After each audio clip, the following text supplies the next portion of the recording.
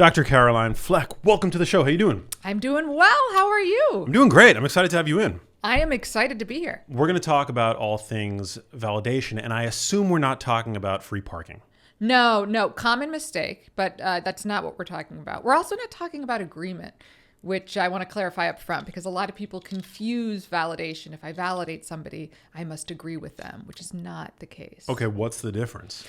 So validation communicates basically that you see the other person, you hear them, okay?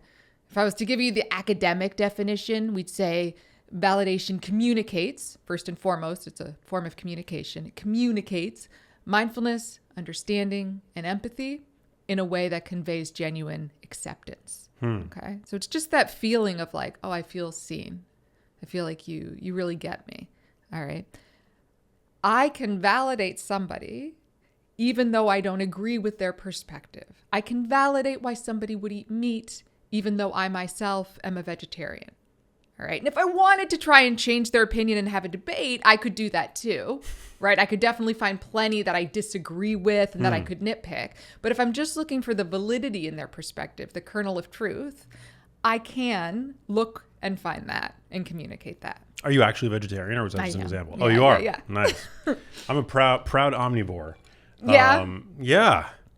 I get it. Can you offer me some validation? I absolutely 100%. I was also most of my life until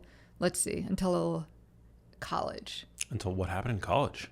I saw a video of animals being experimented on, and it was just a devastating video of like where they were pumping like shampoo, into some little monkey's tummy. Ooh, yeah, that'll do it. And I just couldn't believe it. And then when I kind of looked behind that curtain of what goes on in a lot of these industries, I just like couldn't look away. Oh, there's definitely some aberrant stuff that goes on. Yeah. So for me, it's actually purely ethical. So if I can speak to a lot of valid reasons why, even for health reasons. So like when I first tried going vegan, and it like literally almost killed me because I was just eating like cereal and soap milk.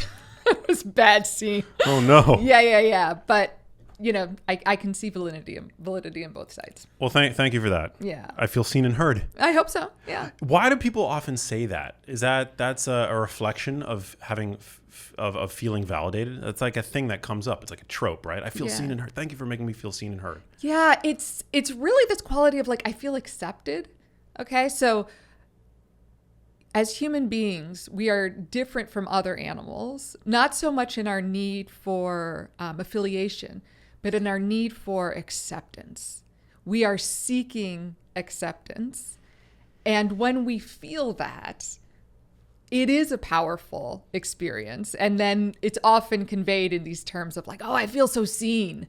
I feel so hurt, right? Like I feel like someone is looking at me and accepting who I am. And I'll again differentiate this from like praise. Okay, that's different from me giving you like a heart emoji on Instagram, which is like a form of praise, right? It says, I like how you look, or I like how you perform, which is fine. If you build your whole life around trying to get as much praise as possible, that's not going to fly well for you, okay? Which is why we say don't seek external validation. We really mean don't seek excessive praise. But seeking acceptance is a very different thing. And in fact, it's a very human thing. It is critical to our mental health and in some cases, truly our survival. Yeah. It's a hardwired need, I would assume. Absolutely. Because to be ostracized from the group as a hunter-gatherer, that would likely, I'm assuming, spell doom. I mean, in this country, our most extreme form of punishment is isolation. So as human beings, we will seek out negative attention over no attention. Okay, it is just so detrimental. Damn, I do that. Yeah. Yeah. So it's such a problem.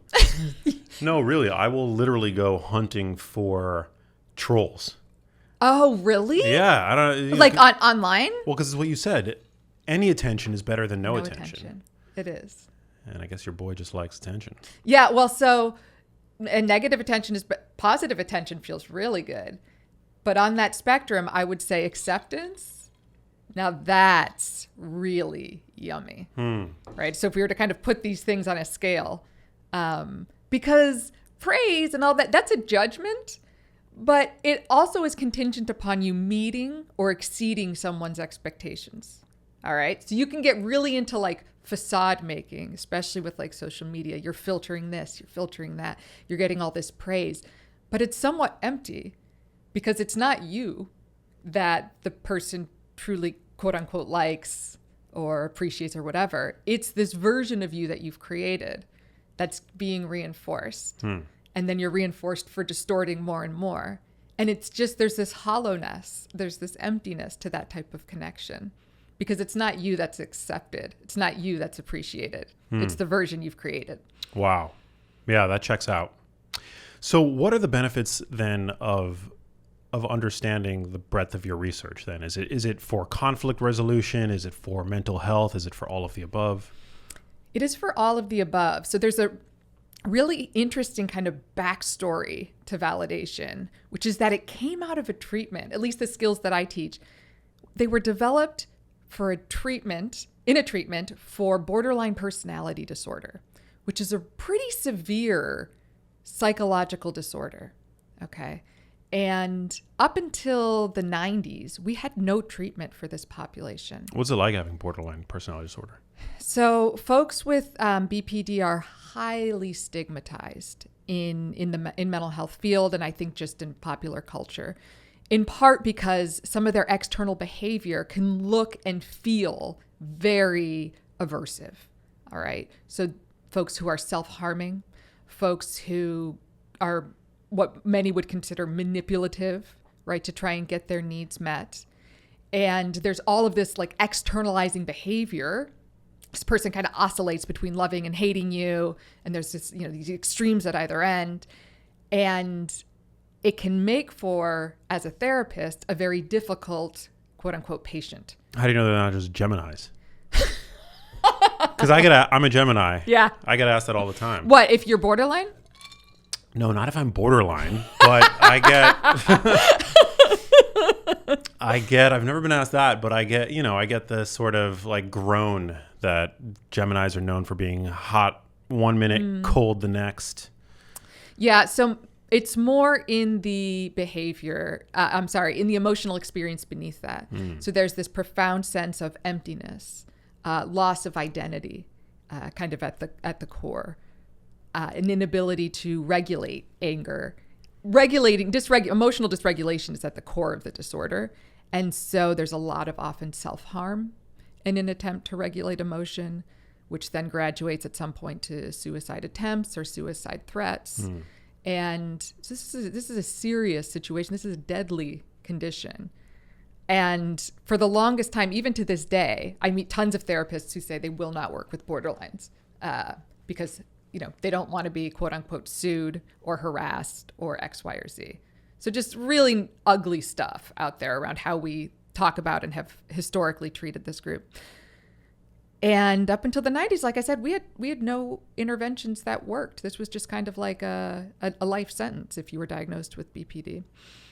And it wasn't until we developed these validation skills, okay, finding a way to see the kernel of truth in someone's experience and communicate some degree of acceptance while also pushing hard for change. So when we combine this approach of acceptance and change, whoa, not only could we treat BPD, but the entire field of clinical psychology was revolutionized. And very few people outside of the field realize what that was and the effect that it had. It's really weird. It's like this secret that no one talks about. That's so odd. I know. So acceptance, validation plays a role. Mm-hmm. It was revealed in the treatment. Yeah, that's right. So up till that point, we had a lot of behavioral treatments. Think reinforcement, shaping, right? Or cognitive behavioral treatments, which focus not just on changing how you behave, but also how you think. Those are very change-focused approaches, which works well if you want change and if you're willing to take feedback. If you don't trust your own capacity for change, if you don't trust the person across from you, or I don't know, if you're an adolescent or somebody who's just like pretty resistant to a lot of what's coming in, it's not going to work. It just won't. Okay. And what we found is that when we combine some degree of validation or acceptance, when we emphasize that as much, if not more than change, people end up making pretty big transformations. Wow. Yeah. So the message is in DVT, or at least in this treatment for BPD, is I'm doing the best I can and I need to do better. So it's being able to hold those two things simultaneously. That is, that's where kind of the magic happens. That's so cool. Yeah, it is cool. Is there not the concern, though, that might bleed into normalizing dysfunctional, harmful behaviors? Absolutely. I don't validate experiences that aren't valid. So, for instance, I can validate why somebody would want to abuse substances. I can totally validate why someone who came from a family in which drug abuse was pervasive, was all they saw, and it's now functioned to help them get through life and be more social and be more extra. I can validate all of the reasons why that person would want to use substances. And at the same time, I can say, I don't agree with that behavior. It's not effective for you. It's not working out. So on some level, I have to be able to validate why you're in this situation, why you want to do what you're doing, if I'm actually going to challenge that behavior. Otherwise, I don't get it. Yeah, you're making an attempt to see the world through another's eyes. Yes, that's exactly right. I actually think of an example of validation came from my daughter. So if she's wanting to use, so she wants a smartphone. All right. She's 11. So, and I'm a psychologist, so she's not getting a smartphone like right now. If she was to come at me, as she does, and says, all my friends have smartphones, like, it's so unfair. You don't get it. All these kind of common arguments that I've heard from her over and over. I'm not really persuaded. She's not going to change my opinion. However, if she came to me and said, I understand your concerns. In fact, I read this study and this study and this study, which says that these are the effects of, smartphones on kids. And I totally understand that you as a parent are in a really hard place here. You're trying to protect me from these negative outcomes, and you have to deal with me pushing for them. I totally get that. So here's what I'm going to propose. I think these are valid concerns. So if I get a phone, which would be a huge, extension of trust from you. I'm picturing an 11-year-old. Yeah, I know, right? And it's not happening like this. Yeah. Mm-hmm. It's very, very, it's an entertaining visual. It is. But you can imagine how in that situation, her validating me actually goes so much further. Like, I'm getting persuaded as she's talking. So in making my arguments for me, I am that much more, I'm like, okay, she sees the validity in my perspective. She gets it. She understands. She takes this seriously. And when I feel that, I am much more receptive to the other person's perspective. Okay. I use that example because I think we always think about it in reverse. Like, how do I, get the kid not to? When in fact, we are all susceptible to these forces, and that feeling of acceptance and feeling seen and feeling understood, that really makes us much more receptive to listening to the person across from us. So it's not necessarily a form of persuasion, but it can be used as a tool. Yeah, it can be used to influence behavior. It can be used to reinforce behavioral changes. Another thing that's really controversial. Whenever I talk about that, people are like, that is so manipulative, that's so exploitative, that you would actually use validation as reinforcement. In my experience, it is none of those things. It is very positive. I want people to validate me more. All right.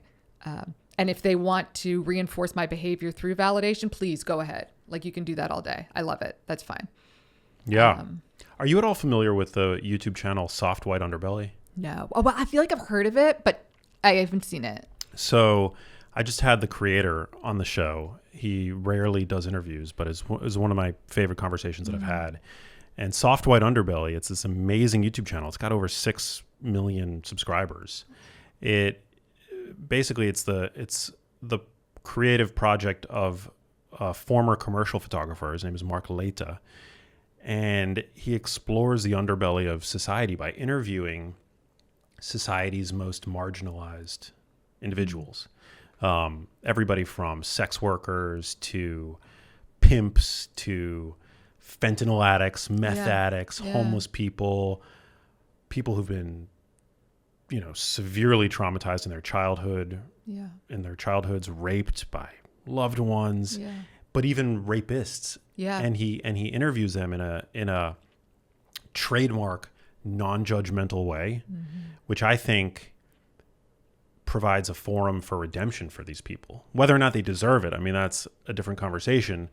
But oftentimes what I find as you're describing the power of validation, he's validating their experiences. He's not affirming them. He's not encouraging them, but he's validating their lived experience. That is my job. And I'm like having this moment as you're describing that of just this like warmth, this tingly warmth, like literally in my chest, because I have had that experience again and again and again with people, both who are the victims in these situations, victims of pervasive invalidation, right?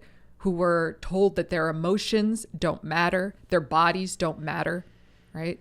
I've seen that side of it. I've also seen the perpetrators of those acts. And it's my job oftentimes to reform, to help those people change, which is a really difficult situation to be in when you have all these judgments, as one would, about like what they're doing to themselves and to others. But when you flip that, when you are able to find something valid in their experience, it's a profound experience in both directions, both for me as the person working with that individual and then for that individual. All of these things that you're describing occur in cycles.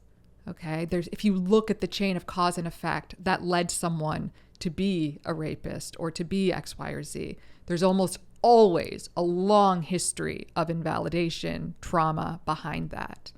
Okay. So if you want to intervene in that cycle, you've got to be able to work with the perpetrators as well, right? Like you have to, if you're going to stop the cycle of violence, you have to intervene, with those who are creating it.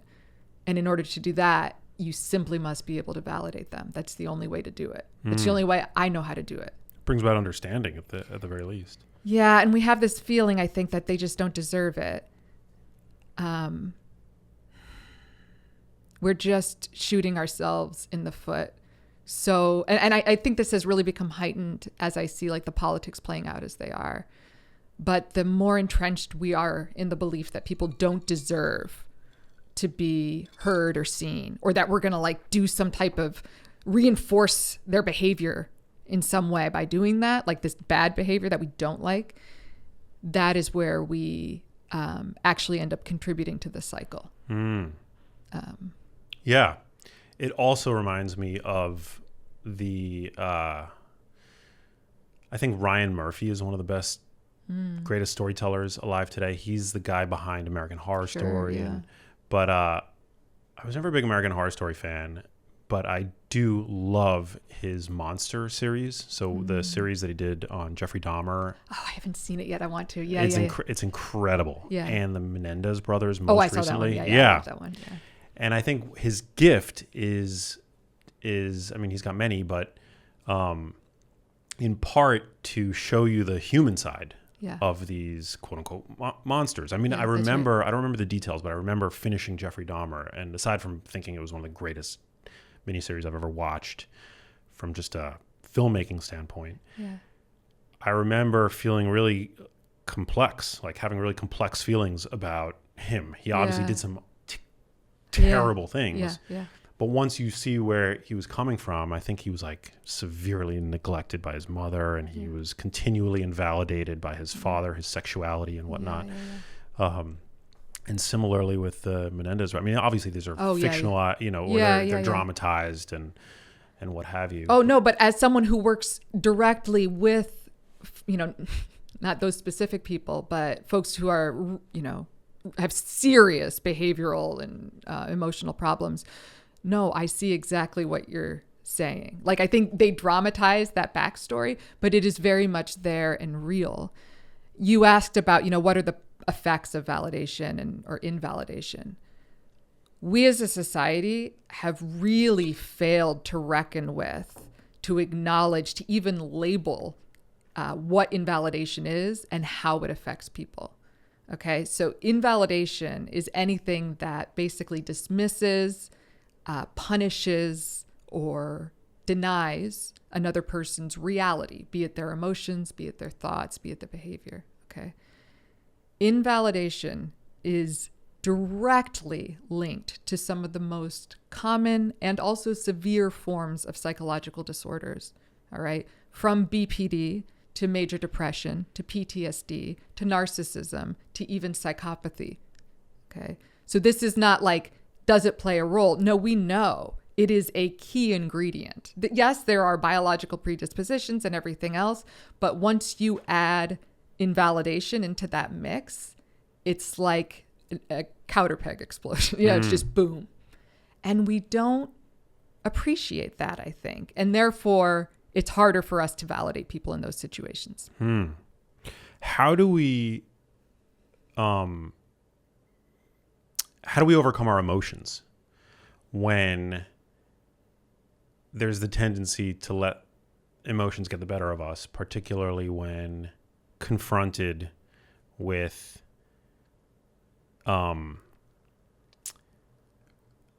somebody who's challenging maybe our beliefs or offering criticism, because we want to, I'm assuming we want to lead with validation, or maybe not, but oftentimes, particularly around inflamed, I guess you could say, topics, it's always more seductive to lead with like emotion and to hit back. Yeah. As opposed to like taking a beat and saying, hey, I understand where you're coming from. Exactly. So again, as therapists, we are trained to do this. And that's why I am so passionate about this subject. Like, no, innately, that's not how we are driven to respond. We respond with emotion. We respond to threat. That's what we look for. That's what we're trying to protect against. But we have strategies to help people communicate effectively, even when they're being hit with a lot of offensive behavior. All right. So in those situations that you're describing, you probably don't understand the other person's perspective in those moments, or certainly not empathize. Okay. When someone's coming at you and there's a conflict. But at the very least, we can have you just mindfully attend. So this is kind of the first step to validation. If you we use these two skills, attending and copying.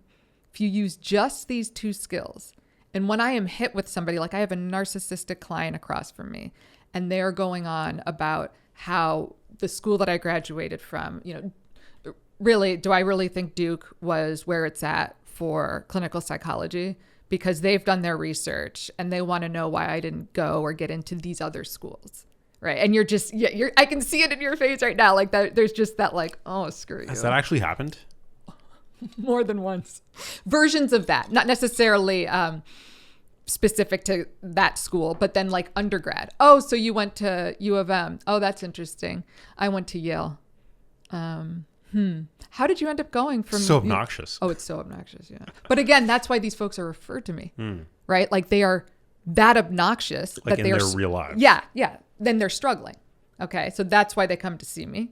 I mean, they come to see me for some other reason, but it's pretty obvious right out the gate that that's probably what's causing a lot of the problems. And where's your practice again? It's up in Silicon Valley? Yeah. Damn.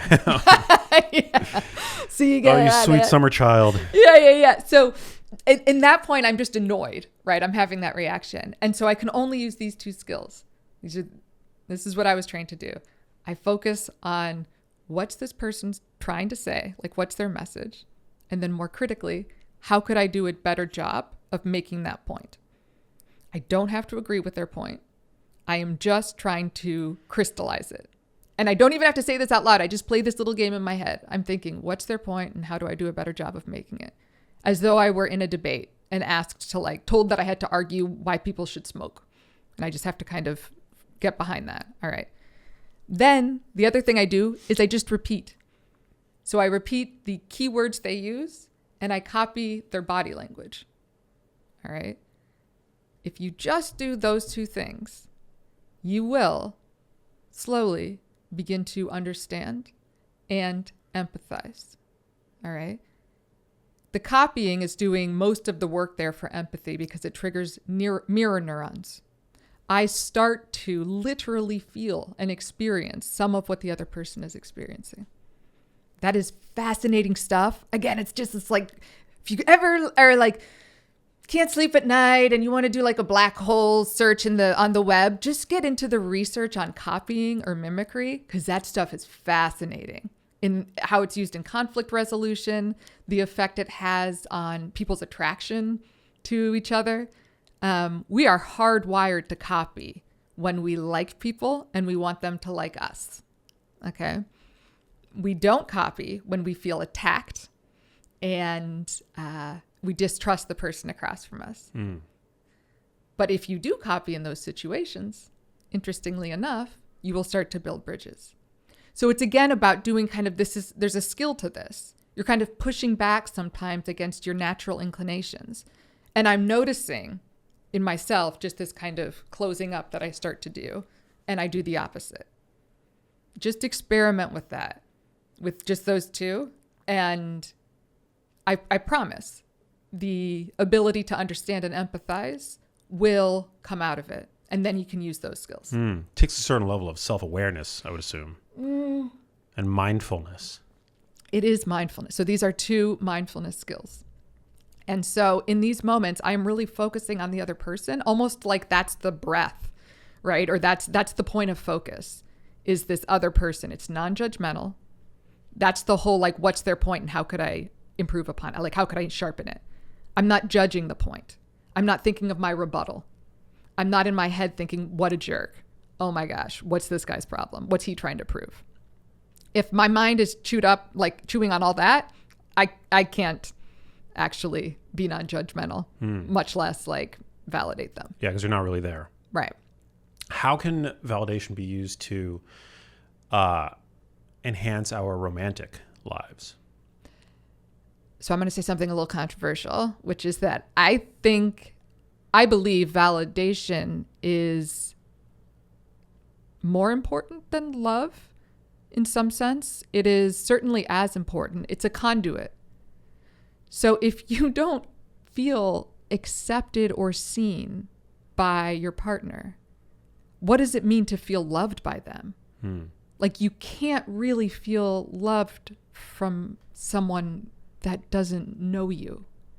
And I think that's why a lot of us end up in relationships that feel empty in ways we can't quite put our finger on, right? There's just this, and often it's because we haven't been vulnerable, we haven't risked, or they haven't been vulnerable, or worse yet, we've been vulnerable and they responded kind of negatively to it. They didn't engage, they shut down, or in the worst situations, they were critical. Okay, boom. Learn not to do that again. And I really like this person, so I'm not going to do that again. So in romantic relationships, if validation isn't communicated frequently and regularly, it's really hard to feel a sense of deep intimacy or love. It's just, what is it based on? If that makes sense. Yeah, you're making the other person feel isolated. Like, that's kind of, that seems like it would be the other side of the coin, right? Isolation, loneliness. Yeah. So and I work a lot with couples, and we'll do these assessments when they come in, to kind of gauge the strength of the relationship. And one thing we ask about is kind of loneliness. Do you feel lonely in this relationship? And when the answer is yes, I know one of the first things I have to help them do is kind of develop these skills and then use them in communication with each other.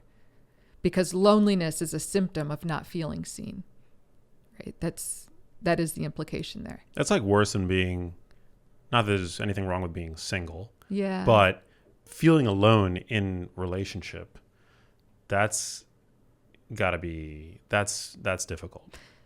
And I think that's what a lot of people struggle with. They're afraid of being alone, and yet don't realize that they're actually in a lot of ways lonelier in this relationship because there's no potential. It feels like there's no potential to be seen. So you're like, you're not stuck, but like you're not going to see other people. Yeah. And you're trapped in this situation where you're not feeling accepted. Damn. Yeah, that's got to be difficult. So you see individuals, Yeah. and you also see couples. Yeah. And adolescents. Yeah. What's the least validating thing to say to somebody when you're trying to be validating? Ooh.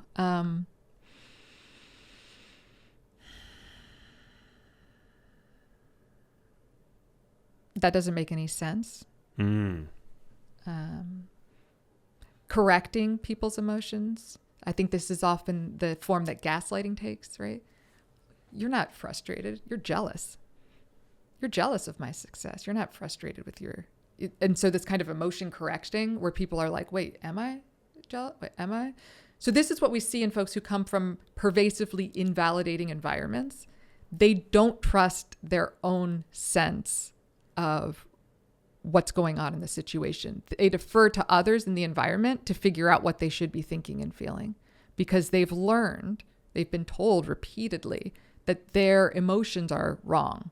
They shouldn't be feeling that way, right? Don't be a baby, act your age. These messages, we've all said things like this to our kids before, right? But it's like when that's done on a large scale, when every other reaction the kid has is responded to in this way, you end up with adults who cannot trust themselves, much less be vulnerable with others. So it goes back to childhood. Yeah, in some sense, but it can be overcome. Can it? Yeah, that's my job. That's got to be incredibly difficult, but it tracks with going back to the Mark Leta interview, because he carries with him profound insight from the world's, or at least this country's most disenfranchised, and the wounds that these people often have, well, more often than not, they trace back to childhood, like really traumatic childhoods with wounds that run unimaginably deep. Yes. That has been many of the clients I work with. In working with folks who have BPD, the sad truth about that condition is that it is disproportionately higher in women and women with a history of sexual trauma. Okay. Because what could be more validating than sexual trauma, especially as a child? The people who are supposed to protect you are hurting you. Okay. It's hard to understand. This doesn't feel right, but this is someone I should trust. This person knows what's right and they're doing this, but this doesn't feel right. And then there's the confusing thing a lot of times, which people don't talk about often, which is that sometimes there's some component of pleasure involved for the child. Not always, but sometimes. And that's confusing as hell, because then it really feeds this narrative of I brought this on. I deserve this, which is also kind of reinforced oftentimes by the perpetrator. And you can just see this invalidating storm of like, what's up and what's down. All I can conclude is that I'm bad. I'm wrong. You think you can actually heal from that kind of trauma? Again, that is my job. Yes. It is my job to first come in, and because then what the folks may be doing as adults, not always, but folks who have, developed problems, is that they're acting out in ways as adults that are really offensive, right? And make me say some version, like they're coming in and saying, oh, you went to this school, not that school. And I'm like, what? That's so gross, right? Yeah. So they're doing things that attract a lot of negative attention. And so what I have to do is pull back and look at what's valid in their experiences. And when you do that, for someone who's been chronically invalidated, the reaction is like, it's, first it's disarming. Then it is There's like an immediate transformation that doesn't change everything, not by any means, but there's this sense of like, holy shit, wait a minute. What I've been feeling is okay, is right. Like I should have been feeling that. I mean, they kind of knew it all the time, but to have somebody else come in and say, no, that makes perfect sense. Like I totally understand why you want to do X, Y, or Z in this situation. I totally understand why you're upset or not upset in this situation. It's just not a message they're used to getting. And so the wheels start turning, and you can almost see it in real time of like, what else have I been discrediting in my own experience? Like, how far back does this go? And that's when the work starts. So can validation actually can it also foster self-compassion? Oh my gosh, yes. So this is, we make this big divide between self and other. And in my experience, folks who treat others poorly don't treat themselves well either. Like the really critical folks, they're not like lavishing themselves with like, good job, buddy. Oh, you did a great job at your speech this morning. No, they're like highly self-critical. So we treat others in some way, shape, or form the way we treat ourselves, and vice versa. So like if you're an asshole to waiters. Yeah, you're not a happy person in my experience. I don't know many people who are active assholes who are deeply happy. Yeah. The two things just don't go together. Well, would you say there's truth to that saying that hurt people hurt people? Yeah, absolutely. I mean, that is what we were describing with like that cycle of invalidation and everything else, right? That's why I'm saying you got to intervene on be it the victim or the perpetrator. Everyone's hurting here. Okay.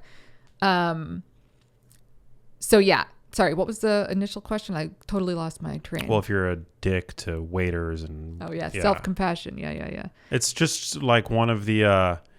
I mean, I feel like most people... I've heard this from like my female friends. Like if they're on a date, like a first date with a guy, and the guy's not nice to the wait staff, like that's an immediate red flag. Totally. And it's probably triggering subconsciously everything that you're describing. They don't have the neuroscience that you have. Yeah.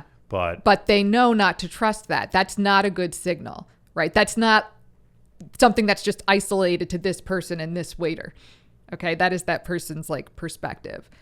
Now, the issue with self-validation is that unfortunately we are a culture of change. Like we like to problem solve, especially as parents. You know, we want to protect our kids so much that we're quick to like solve their problems and focus on change and not like maybe validate that they're disappointed that they failed their little spelling test, right? So it's not modeled for us. We don't learn how to validate our emotions. We learn how to problem solve our behavior. All right. And so then as adults, we don't model that for our children. They don't learn how to do that. I have yet to meet a person, be it someone that I work with as an executive coach, somebody in the corporate space, or a patient who is really good at self-validation. Okay. It's very rare. And so we teach these skills in order to validate others. And then as a therapist, we talk a lot about how do you turn that inward? Because that's ultimately what I have to have folks do. Right? Part of why I'm validating my clients, these folks who come from these, horrible experiences, is so that they can learn to do the same for themselves. So I validate them and say, hey, yep, that's valid. Now here's how you do that for yourself. So when you're lying in bed, or frankly, when I'm lying in bed and I'm sitting there and I'm seeing, oh my gosh, I feel really anxious about tomorrow. Okay. I immediately start to look for what's the validity. I'm in LA, which is not where I normally live. I'm sleeping in a bed that's not mine. I have to get up tomorrow and do an interview, and I'm worried about how that's going to go. I'm looking for all of the valid reasons why I'm feeling what I'm feeling, and I do not do the you're such a wuss. Like, what's wrong with you? Nobody else would be feeling this. Everybody else would be so excited to be in your position. What's wrong with you? So I've learned to challenge that script, but it takes active intention and, frankly, skills. You got to know how to do it. Yeah. Do you think there's ever a time for tough love applied to oneself? Like the David Goggins sort of mindset? There's always space for focusing on what you need to do differently, what you could behaviorally change. I don't think you can tough love your way out of your emotions. I think it is a huge mistake to think that you can just bully yourself out of feeling sad, anxious, down, depressed. It just doesn't work. We know that. It compounds negativity. So while I think there's a time and space to say, you know what, yes, I'm depressed, but if I stay in my bed another day for 12 hours straight, I'm not going to feel better. I need to do something different. Yeah, I believe in that. I also believe in validating all of the reasons why you got to that place. All right. And believe me, doing that first step, doing that emotional validation makes the change easier. It's just not something we've been taught to believe. We've been told kind of the opposite. Right? We've got to do this tough love, tough approach. It's not an either or. It can be both and. It's acceptance and change. The two go hand in hand. No, I really appreciate that. Because there are, there's the odd moment when I'm like sitting on my couch after a long day and I know that I should be, maybe it's been a few days since I've been to the gym. Mm-hmm. And I know that it's going to feel great. I've never regretted having a good workout. But, sometimes like it takes me telling myself, Max, you lazy fuck, get off the couch, go to the gym. You haven't been to the gym in 2 days. And, does it need that? Does it need the lazy fuck part? Like you've done it all these years and that's the assumption. If you took the approach of, okay, you worked 12 hours straight. You haven't slept in 3 days. All right. You are exhausted. There's a valid reason you don't want to go to the gym. I get it. Okay. And it will 100% make you feel better. And like, I care about you enough to push you to do that. Like that is how I talk to my clients, right? Like, and that is the voice I want in your head.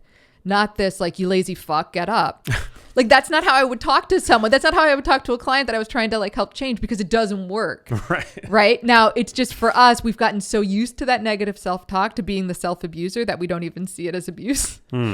But Max, there's another way. Well, it also, I feel like, depends on your sense of humor. Like, totally. I don't actually think that I'm a lazy fuck. Like, I have enough evidence in my life to draw on to know that I'm not actually a lazy fuck. But sometimes it's like the shorthand. Yeah. Yeah. And yet I know there are people listening right now who do actually feel the I'm a lazy fuck.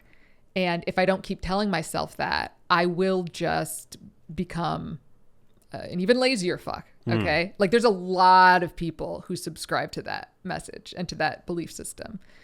And it is not correct. Yeah. No, you're right.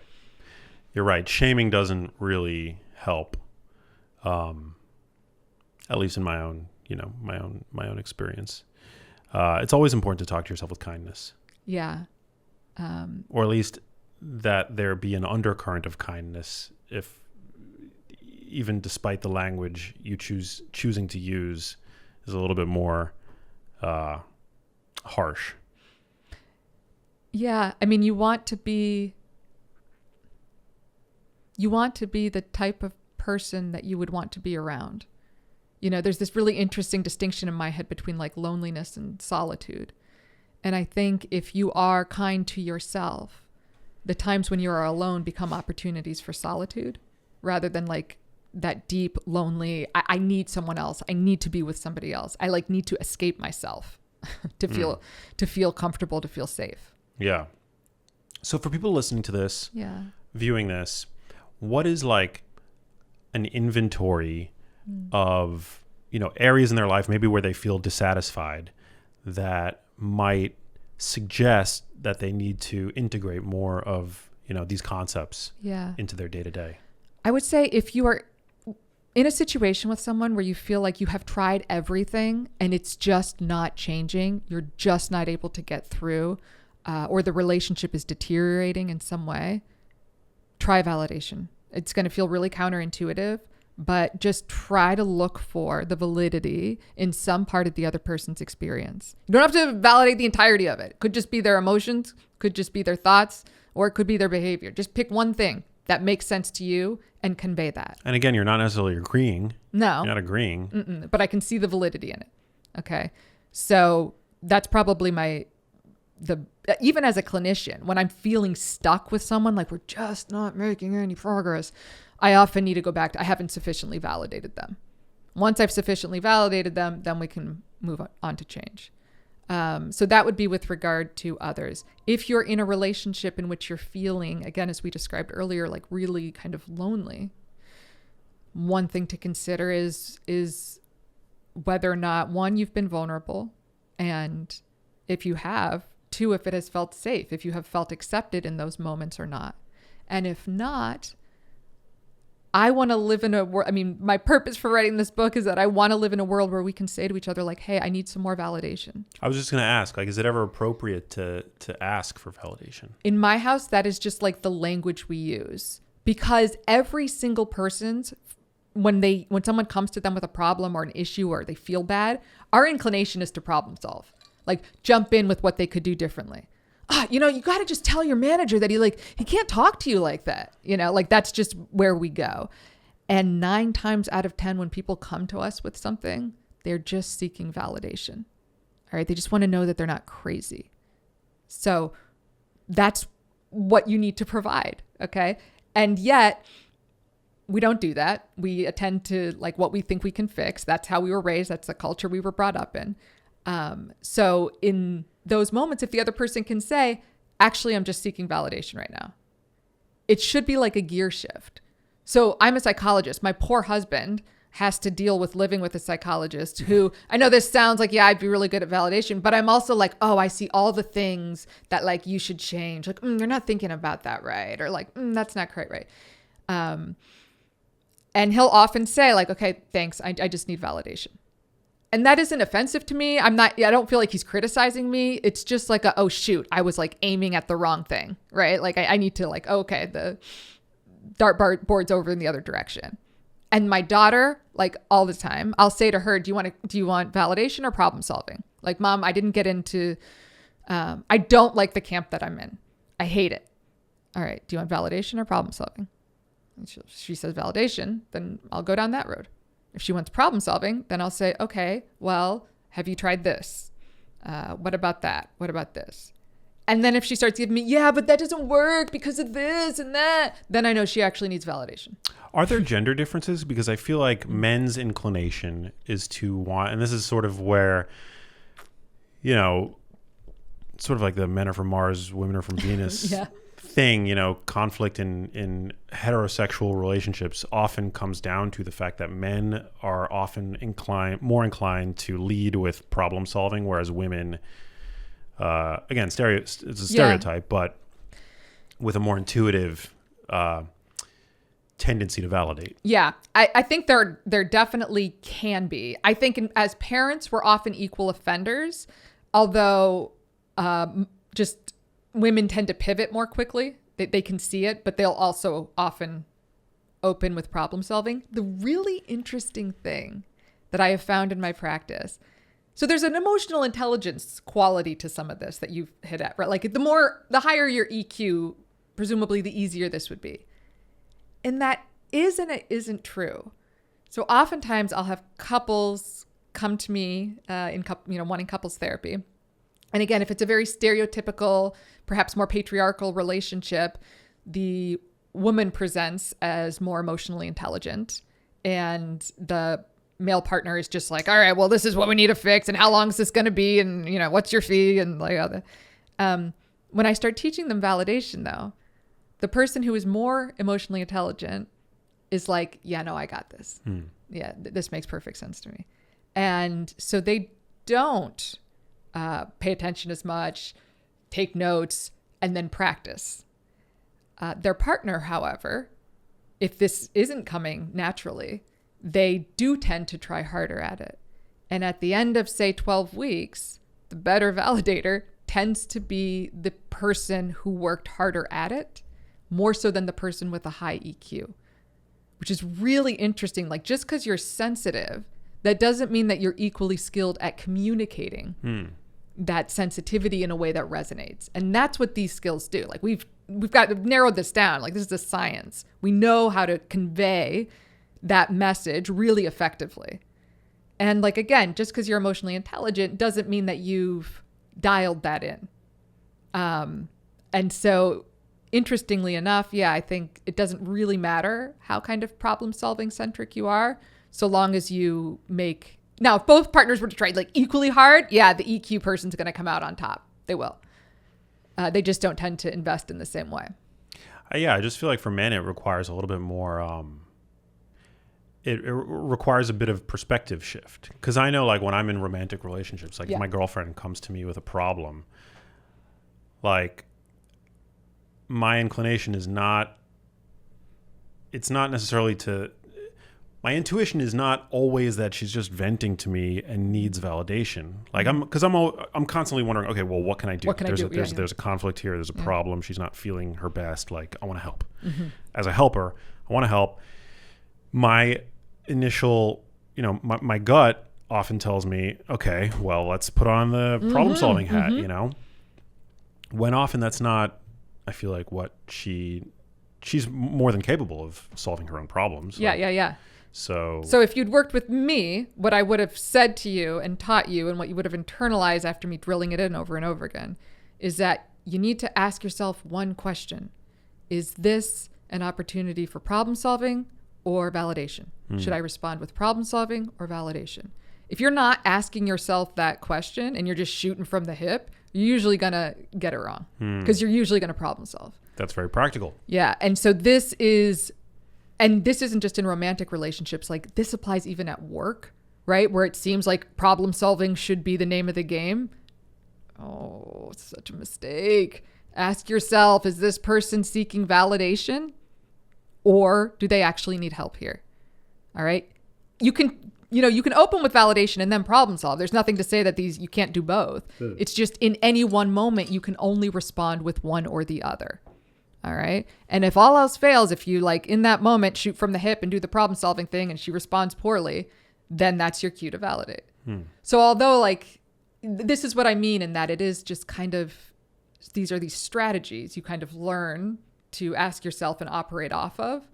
It's almost like an algorithm. Like, it's pretty easy to kind of internalize with enough repetition. That makes sense. Yeah. People often pick their fields of study for personal reasons. Was there a personal reason that drew you to this? Yeah. So when you're applying for grad school in psychology, you're supposed to talk all about, like, why do you want to be a clinical psychologist? And everyone talks about their, like, deep research interests and all of that. And I did too. And that was all bullshit.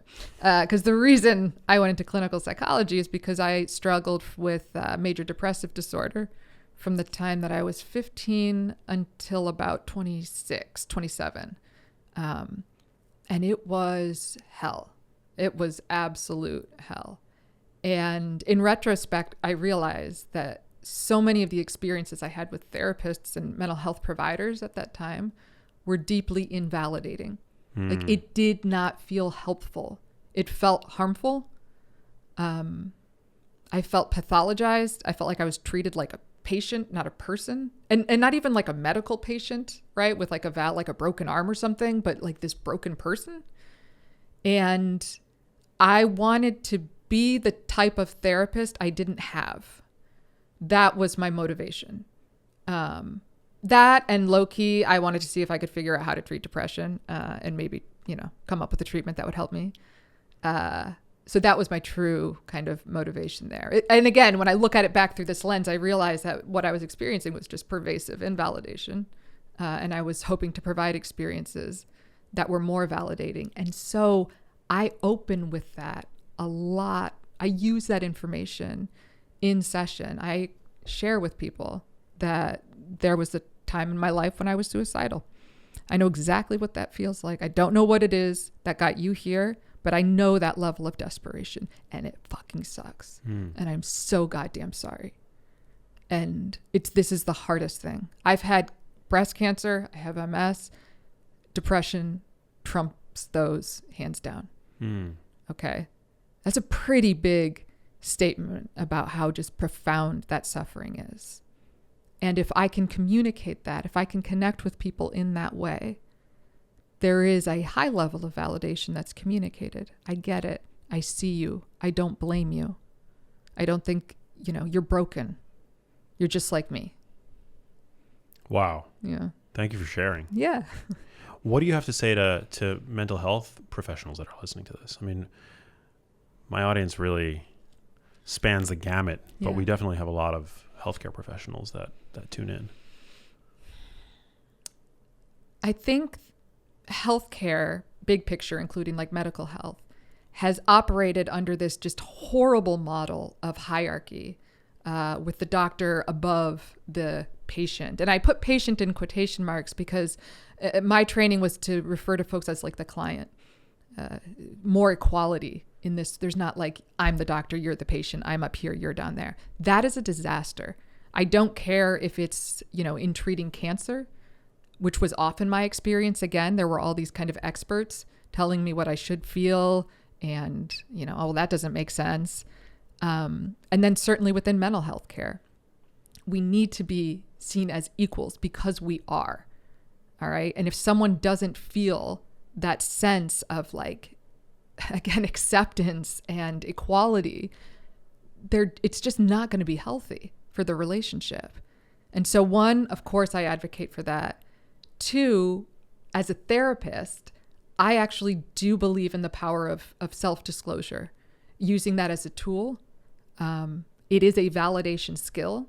Now, of course, you don't want your clients taking care of you. I mean, it's like you have to be very skillful about how you do this, but using self-disclosure to validate, I think is incredibly powerful. In fact, when I was first diagnosed with MS, I was working with this doctor.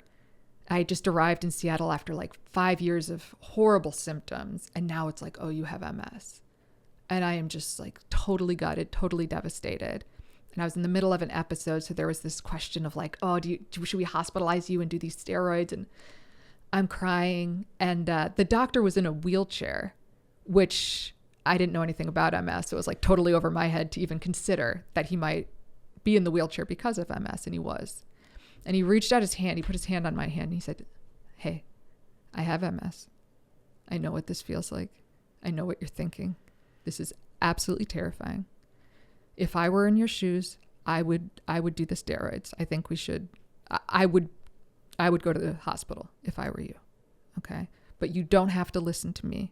You listen to your own body and you do what you need, and I'll support that. And like, it just cut through everything, like all the other noise, all the other doubt. It just was such a lightning moment of like, boom, I trust this person. They get it. Okay. And that's what I'm talking about. Like, it's being human should be part of the medical model. We shouldn't be so sterile as though that's helping people. It's not. That's not how we heal. We heal through connection. I hear you. It sounds like you've had some struggle. Yeah, man.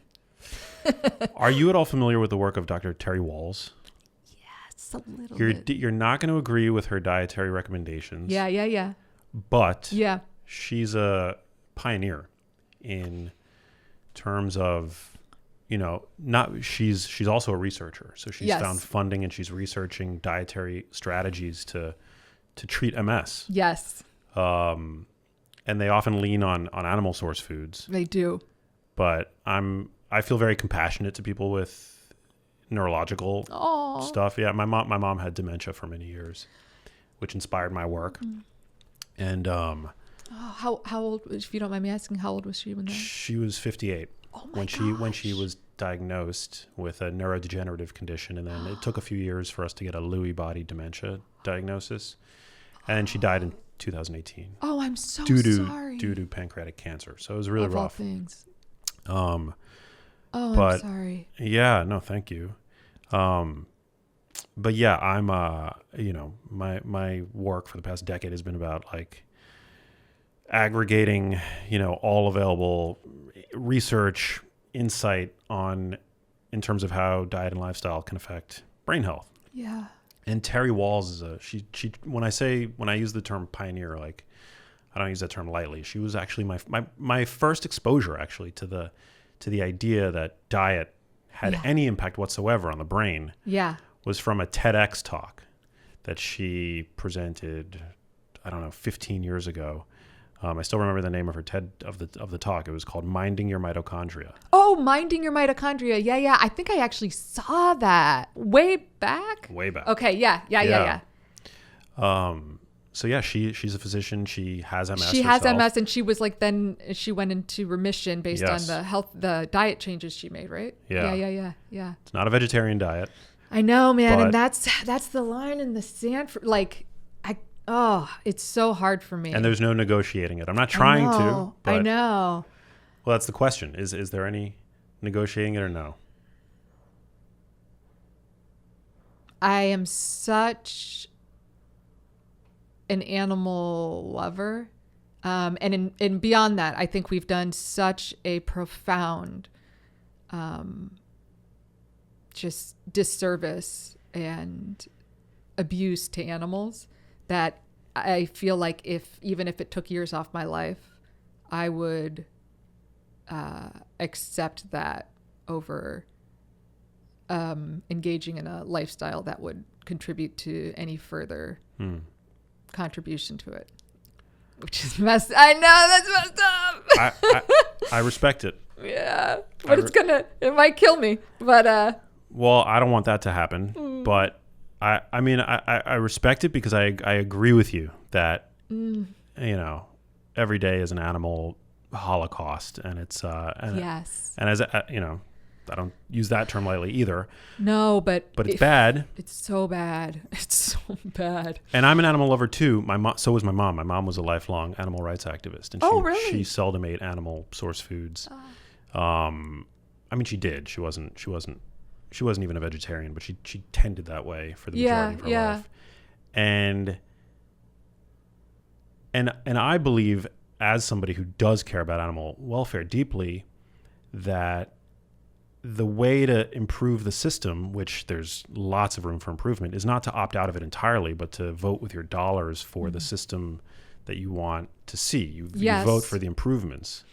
I think that is the only, in my opinion, like way to reconcile that cognitive dissonance, right? Like to say that I really care about animals, but I'm going to participate in an industry that systematically abuses and tortures them. That doesn't make sense. Right. Now, if you say I deeply care about animals and therefore I'm going to select and really put my money behind folks who are trying to change that industry, that I can respect. Unfortunately, I often doubt the actors in the positions of changing it. Like it takes so much research to really know and understand the distribution process and what's going on there. And like, if I had those resources, I think I would probably go that route. I don't. And so the easier route for me is just to say like nothing. Yeah. Are you vegan or just vegetarian? I'm just vegetarian. And I love that you asked that, because I think this is, we don't reckon with cognitive dissonance very well. We think we've got to go like all black or all white. Like, okay, I care about animals, so it's got to be to this degree, right? Which is kind of what I was just saying. Now, the reality is, like I said, when I tried to go vegan, it like almost killed me. Like I wasn't eating. I do not cook, which is embarrassing to admit in front of tons of people, but it's true. I've tried in the past, but I would have to make such lifestyle changes that I just haven't been able to make and sustain. So I do eat a little bit of dairy products, and I do that with open eyes. I do that with intentional awareness of what that industry looks like. And again, as you described, trying to opt into companies that, say they're doing better, whatever. But I'm not proud of that fact. And I think that's okay. Like, I think it's something I would work toward and that I want to change. And I know that just right now where I'm at in my life, I'm not there. But that would be the end goal for me. Yeah. I get it. I definitely respect where you're coming from. It's a hard thing today. There's a lot of industrial food production is just, across the board. It's horrific. Yeah. It is horrific. And not even for animals, but just for the the planet, and also the people operating within those industries. Which, interestingly, I've also had a couple of clients, who've worked in factory farms and stuff like that, and it's a devastatingly dark reality. Yeah. To be perpetuating torture to the extent that we do to sustain factory farming.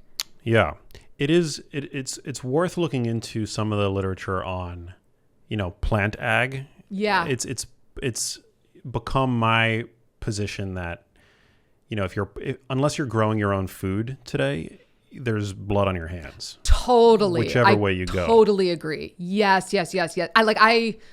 That again is another thing that I aspire to. And I also recently spoke to, I'm not trying to convince you. No. I'm just, it's coming up.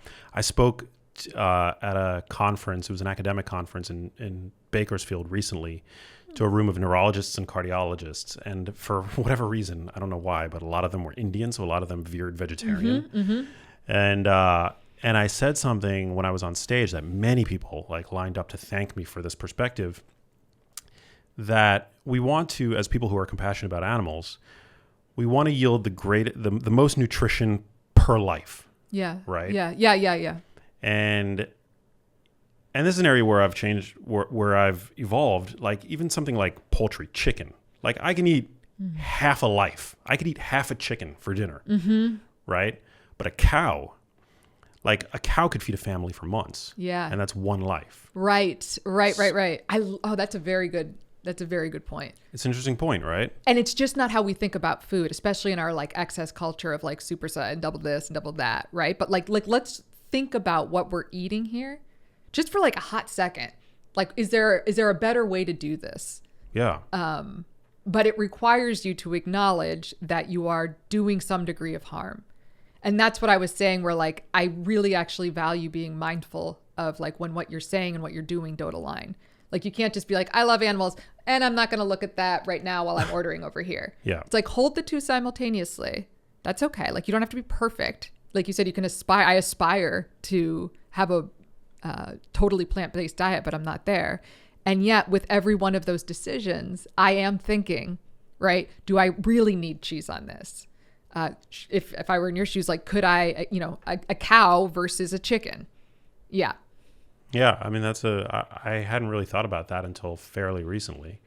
But now I kind of see beef as being a more compassionate choice for animal protein as compared to poultry. Yeah. And it's just about not being so black or white. Oh, well, I eat meat, so I eat meat. This is what I do. There can be all sorts of compassionate decisions within that are more aligned with your values, even though you're making a decision that as a whole maybe feels, not completely in line. Yeah. Well, this was so fun. Yeah, it sure was. Yeah. I could do this all day. And I wish you nothing but healing. Oh, I know, thank you. Yeah. It sounds like you've got your hands full, but with your intellectual prowess, I'm sure that you'll, be able to find practical solutions. I've got one last question for you before we get to that. How can people support you? Where can they pick up your book? How can they find you on social media? All the things. Yeah. I am everywhere where you get books. So, Amazon, Audible, Barnes & Noble, you name it, you'll find it. On social media, I'm on Instagram, TikTok, and LinkedIn at Dr. Caroline Fleck. Love it. Oh, yeah. And my website, drcarolinefleck.com, has behind the scenes stuff from the book, including recorded conversations between me and my husband, in which I secretly try and validate him without him realizing it. Super fun. Whoa, so cool. That's a cool idea, actually, Yeah. To do that for a book release. Last question that gets asked everybody on the show. What does living a genius life mean to you, Dr. Fleck? Living a genius life means living a life with eyes both open, as we were describing. I think not jumping between these black or white. I'm a meat eater. I'm not a meat eater. I care about animals. I don't care about animals. But just being mindful of the ways in which you contradict yourself and trying to just make decisions that are more aligned, while also at the same time accepting where you're at. I think you need to accept where you're at in order to ultimately change where you go. Self-validation. Beautifully put. Thank you so much for coming in, and thank you to all you guys out there listening to this episode of the show. I appreciate you. I validate you. And I'll catch you on the next episode. Peace. Hey, if you liked that video, you need to check out this one here, and I'll see you there.